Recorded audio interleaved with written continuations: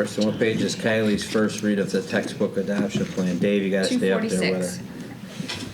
Excuse me? 246. Thank you. So I know how Dr. Skinkis loves to hear my voice as it gets longer into the evening, so I'll try to be brief on the textbooks. What would make you think that? And I'm gonna try to weave the questions in as I go. So that's why I might start pulling Post-it notes around. So we have 3 requests coming in for textbook proposals for next school year. The first is with our biology and honors biology course. It is the continuation. You may remember that we've been adopting Discovery Education textbooks in science. We've done so already for multiple science classes, and we're continuing that rollout based on the needs of our courses. That's how we decided what was going first. There was an error. The current textbook, it should have been 11 years, has been in use. And this is something you've already approved before, so you know the Discovery textbook in large, so I'll skip those bullets. But I did want to address the number that we're ordering is for licenses for 425 students. That encompasses all of our freshmen, honors biology or biology. And in this case, with the Discovery textbook, it's not the resource that is differentiated necessarily. So there's not an honors textbook and a regular textbook. It's the teacher has the ability to tailor the lessons and the readings and scaffold what they do to make that distinction between the honors and the regular biology level.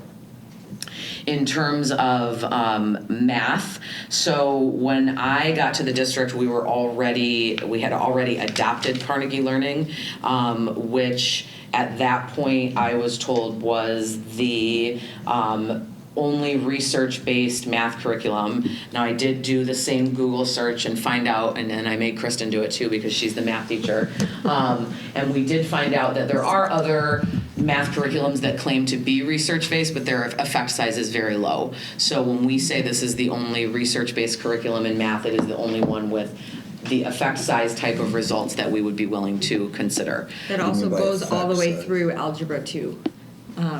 If you have a research-based curriculum, sometimes it will go to algebra, but it doesn't continue on to geometry and algebra 2.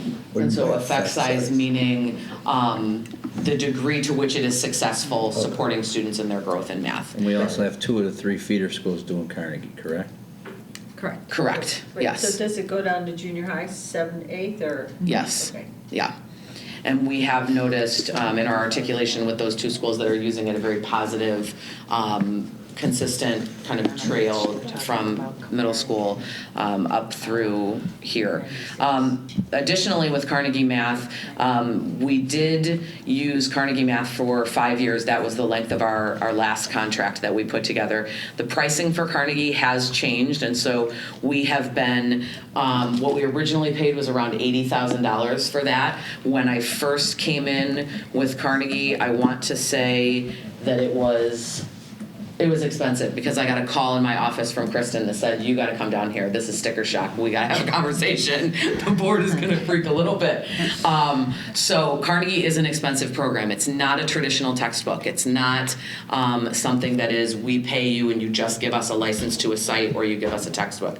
Carnegie comes with a learning platform for students.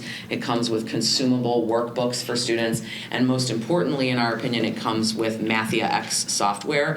And the Mathia software is software that is adjustable. It's adaptive to a student's level. So as they go through Carnegie, the practice that they're receiving is at their level to build up their math scores. When we first contracted with Carnegie, we purchased that Mathia X software, that adaptable practice software for our freshman class only. I was given a very specific directive from the superintendent at the beginning of this year regarding our math scores. And so when I sat down with Lindsay and when we knew that Carnegie was up for renewal, we talked to our rep about what implication it might have to bring that Mathia X software in for our sophomores and our juniors, because it felt a little bit to us like if we have a charge to increase math scores, why are we taking something away that we feel is a good support after the freshman year? And so we wanted to be able to include those Mathia X licenses at the sophomore and junior year as we are preparing our students to take that standardized test. So this is not necessarily hard copy textbooks like you traditionally think of. It is the platform, the MathyaX software, and then the consumable workbooks that we come in that come in with it. And that's why we have a shipping and handling cost. That shipping and handling cost actually will be the one and only shipping and handling cost we have to pay for the 4 years of the license, and covers each time they send us this huge shipment of books every year that we will then disseminate to the 3 classes that are using Mathia. There was also a question on this one about that $4,000 that we will be saving no longer using IXL instructional software. I added that note because I wanted the Board of Education to see that we are trying to be conscious and not duplicate resources. We know that spending is something that we need to be very cognizant of right now, and so we didn't include it in this report because it's not a textbook fee per se, but what I wanted to be able to show you was that we are working to show where we can bring some savings in other places as we try to increase the resources that we have for our sophomores and our juniors. And I was very proud of myself, I will say, for Mr. Walsh, that I got the Good Neighbor discount because our rep for Carnegie is now an RB alum, and that 99 is like almost $40,000 less than that original quote. I felt really proud of myself, Mr. Walsh. I know you still don't like that number, but I felt really excited that I got us down 40 grand. We got like the friends and family discount. The concern is on a per student per year basis. This product is very expensive, Yes. even with your discount you got us. Yes. It's gone from 5 years to 4 years. Yes. We're saying it's the only one out there. It's So what now- it's what all math experts, The problem the most is- important one right here that I would consider people that I would trust in the field of mathematics Well, the concern say is is the that- premier. If we only think we're going to buy one, they're going to continue to raise. I mean, we were averaging 60,000 a year. This year we're going to be 140, and this one alone is 100 grand. So it's just something we have to be cognizant Yes. of in the future. That And that's I what was- the software companies like to do. They like to Yes. lock you in and assume you're just going to keep renewing it, because then they'll just keep charging you. more. Correct, and that's one of the things that, I was going to address this too when with the question about, that overall cost being very big, and we had kind of hovered around 60,000 for so long. We really are seeing, and I think we talked about this once before when I was here, the idea that you can use a resource for 8 years, for 9 years, for 10 years, for 11 years, for 13 years, like we've used some of our textbooks, is just gone by way of when we're talking about digital curriculum. And so we were able to really stretch our resources when it was print, or even when it was just like online access with a password that they would give you. But when we're talking about licenses and we're really trying to give our students access to that rich digital curriculum, you're exactly right. We're falling into the situation where in 6 years, it's not like they keep letting us use the software, but they don't give us the newest version. They just cut you off. And so that is something that we have to be diligent about when we are looking long term at how can we really force the hand of some of these resources that we do like, and how do we do our due diligence to make sure that we're shopping to make sure that we're bringing the best and most cost-effective resources in. And I've got confidence you've done that here. It just gets a little Yes. concerning. That's Yes.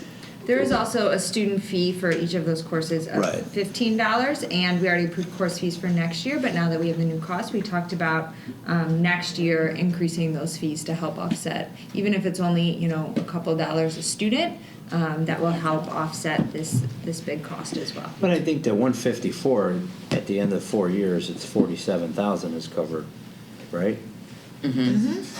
So it's not. We are covering. Yeah, It's just you won't see that. Correct. Because we'll be paying for other books at that time. Right.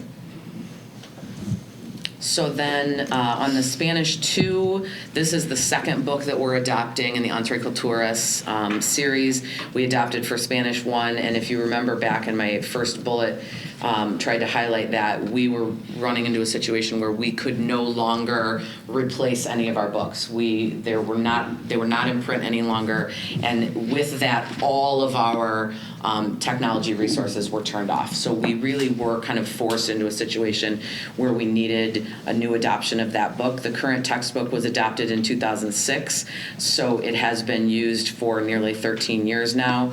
Spanish 2 is the only one of these requests where you'll see a request for some hardcover textbooks, and we've been trying to keep some hardcovers within classrooms because whether we like it or not, we do run into situations where a Chromebook is broken and it has to go out for repair, or a student doesn't have one, and we could sit and battle about why you don't have a Chromebook, or I could put a book in front of your face and you could have it. So we wanted to have some of those backup resources.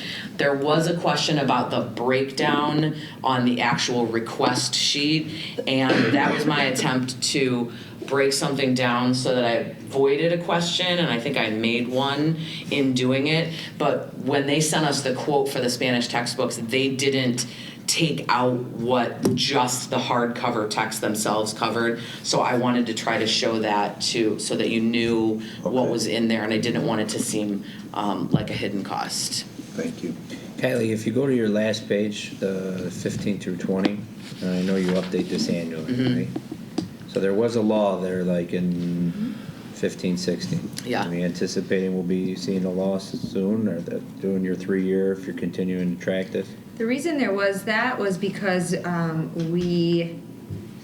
don't remember what the source of additional revenue was, but we pushed up. We ordered 2 years of textbooks in the 14-15 school year.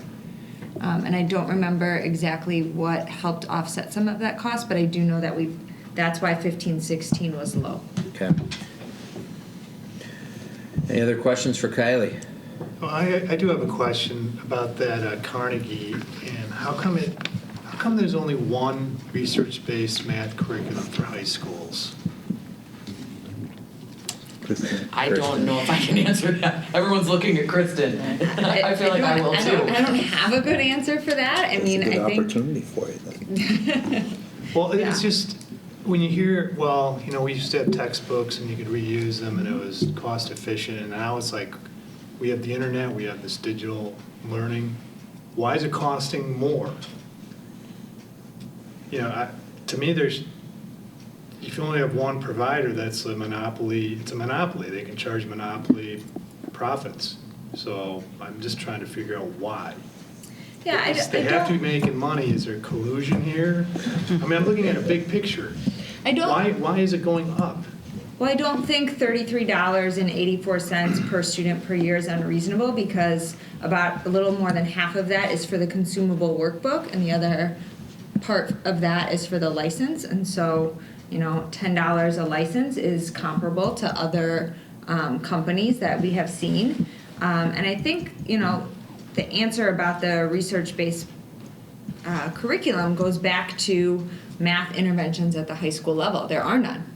Because what intervention do you give math students other than at the high school level? Typically more time. And so it's always been a pattern that reading has had a wealth of resources and a wealth of interventions, and math has not. And you see a lot more of those at the elementary level, fewer at the junior high, and then hardly any at the high school level. So I don't have a better response than that, other than this isn't a new problem. This is something that has existed Does for quite some Mr. time. Gates look into this? I mean, if we're not increasing our math ability in our high school students, I think it's a serious problem. I mean, I'm not blaming you guys at all for this. I'm just looking at a big picture thing here. It just doesn't make sense to me. So, did you say there's the adaptive question? So with the adaptive testing, which comes with the curriculum, the item bank is exponentially larger. Because as the students have questions, which you never got in the textbook, it was a finite number of questions in the textbook. But now they go online and they're served questions. If they are excellent, they're getting higher level questions that could be in a college book. So that item bank is like 4 times the item bank you would have gotten a static textbook. So you are getting quite a bit more than you are getting in a static textbook. And the technology to do that is also much more sophisticated. Kylie, the prices listed on here are final, right? This is Yes. This is you've. This is after much haggling since January. So what would you anticipate? I know this is a first read. What would you anticipate changing? What do you mean, what would I anticipate? Anything change Nothing. between now and Do you next anticipate- meeting? Oh, between now and the next time you read it? No, I don't anticipate any change. If there's no changes, I think just to be safe, I think we put this on the consent agenda. Would the board be okay with that? Yeah. Gary, are you okay with that? I'm okay with that. By that time, you have an idea of what kind of repair cost or not yet? Kristen, when do we Yes, start with yeah, that? we do that process in late March, early April. So we could get it done before spring break and have a rough estimate. Thank you, Kyla, that was a very good presentation. Brendan stuck around for you guys, so you got next time. Somebody has a plan. Next time you gotta stick around for Lunch or Brendan. something, like you owe them lunch or Are something. there any other reports that Kylie or Dave have to give? Yeah, but classes, The what? was that Yeah, then we have class size, right? class size, right? Oh,